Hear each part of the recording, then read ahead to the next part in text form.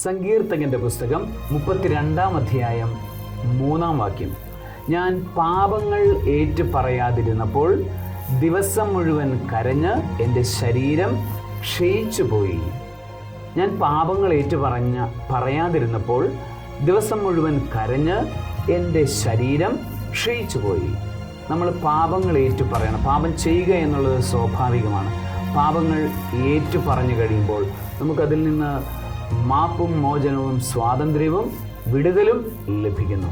നമ്മൾ കുമ്പസാരിക്കുമ്പോൾ കൂടെ കുമ്പസാരിച്ച് നമ്മളുടെ പാപങ്ങൾ ഏറ്റു പറഞ്ഞു കഴിയുമ്പോൾ നമുക്ക് സ്വാതന്ത്ര്യത്തോടുകൂടെയും സമാധാനത്തോടുകൂടെയും ജീവിക്കാനായിട്ട് സാധിക്കുന്നു, ആരോഗ്യത്തോടുകൂടി ജീവിക്കാനായിട്ട് സാധിക്കുന്നു. അല്ല എങ്കിൽ അപ്പോഴും ഇങ്ങനെ അയ്യോ ഞാൻ പാപം ചെയ്തു പോയല്ലോ എന്നുള്ള ചിന്തയുമായി ഇങ്ങനെ ജീവിച്ച് നമ്മളുടെ ആത്മാവും ശരീരവും മനസ്സും ക്ഷയിച്ചു പോകുവാൻ ഇടയാകുന്നു.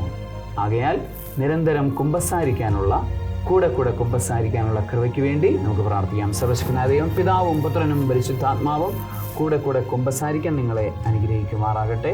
ആമേൻ.